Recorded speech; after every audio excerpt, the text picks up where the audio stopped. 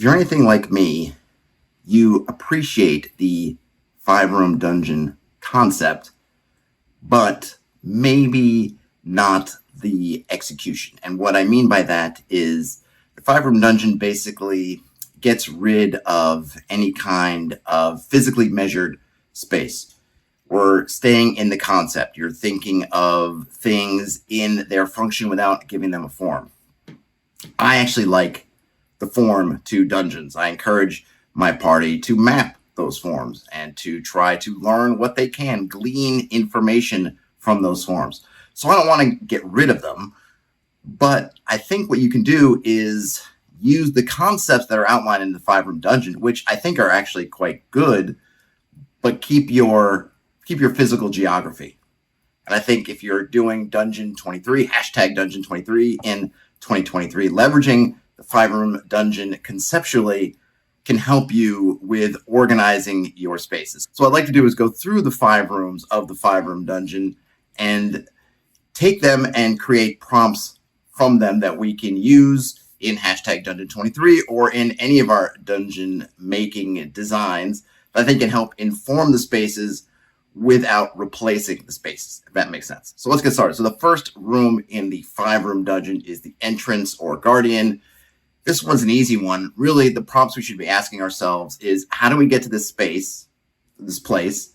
And second and third, what prevents the dungeon from creeping out of the landscape, or what prevents the landscape from creeping out to the dungeon? This is the guardian, and it doesn't have to be a creature. It could be a trap. It could be a puzzle. It could simply be a challenge, like, hey, the reason why you can't get in that dungeon is there's a massive boulder that's been rolled in front of the entrance, and nobody has been strong enough or had the will, manpower, etc. to do it.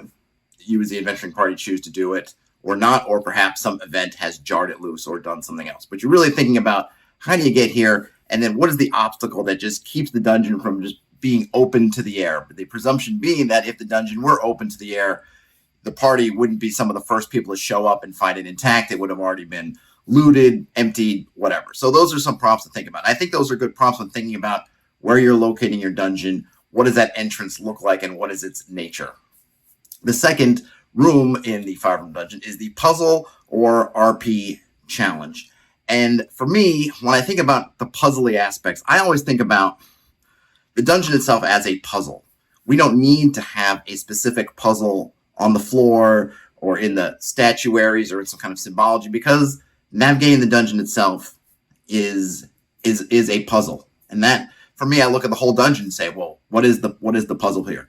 Specifically, though, we can think about a couple things. We can think about, one, who lives here? Who lives here and what do they want? In terms of role-playing, this is where a lot of your role-playing is going to come up. What are the active factions in this place? Is there one dominant population with potentially sub-factions or just individuals with their own wants and needs? Are there multiple populations in here who maybe have a conflict? These are all things that the party can become involved with, try to play both sides against the middle, try to make friends, try to just negotiate, use diplomacy, just maneuver socially through the space. In terms of the puzzle of the dungeon, I really leave that for the next room, which is trick/setback. Here's what I think about it. What is the challenge? If we're going to think about a space and try to give it one main challenge, could be navigationally, could be in interpretation. This is where I think your puzzle as a motif comes in. Oh, is there a certain symbol that repeats all the time? What does it mean? How can we interpret that? This to me is the trick of the dungeon, if you will. What is this one challenge that we're going to lay its hat on? I would hang its hat on. This is where you could tie it into the theme of the place. What is the theme of the dungeon? If the theme is water, maybe there's some interesting water challenges. It could just be something as simple as there's lots of slippery floors and slopes so that it's easy to slip and slide into different pits and wells and cisterns. That could be the trick. The trick could be as easy as that, or it could be more complicated. But you want to really think about one major one, and then you can branch off and find variations on that. Of course, the larger your dungeon, then maybe you want to expand into more than one theme and thus expand into more than one trick.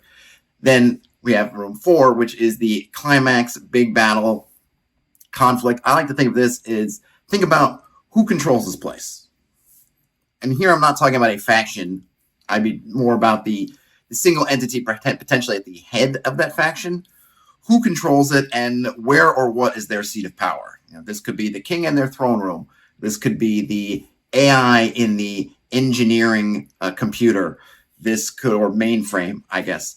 This could be it could be anything. But basically, where's the seat of power and who controls that? And oftentimes that's where that final conflict is going to come in, because ultimately, to pacify this space, you're going to need to eliminate that person in control, or at least get them out of the picture and control that seat or place of power. Finally, the last room is the reward, revelation, big twist. Here we're going to look at is, what is the treasure in this place? Here we can be very expansive with what treasure means. It could be an item. If we're looking at a set of tombs, the tombs of King Arthur, we might expect that the treasure at the end of it is Excalibur. It could be something very different in some kind of engineering complex. It's all about computers and AI. Perhaps it's a database. Perhaps it is a password that's encrypted. Perhaps it's a dossier or document. It could just be access to another place.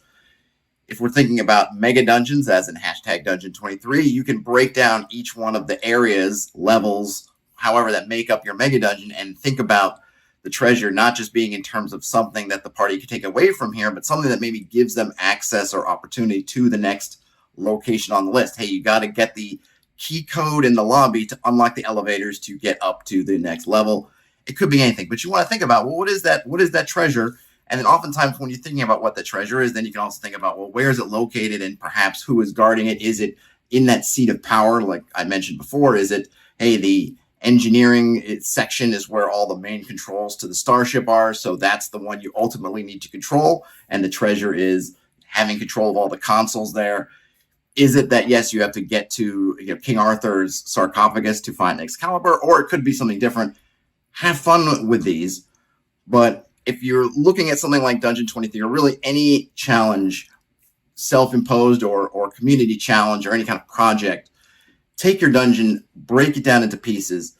I talked about in my Dungeon 23 helper, breaking out your mega dungeon into pieces to make it easier to manage. Here's a way to look at those pieces conceptually using the 5-room dungeon concept. Then once you have all these things written out, once you've answered these prompts, then you can take it into the physical space, start writing it up, add more details. But I find that the questions that are posed, if you will, in a sense, by the rooms, by the descriptions of the rooms in the 5-room dungeon, are very helpful for unlocking ideas in my mind and thinking about my dungeon in a conceptual way that I find helpful. So let me know if this works for you. Good luck with all your dungeon building needs now and in the future. Game on. Talk to you later.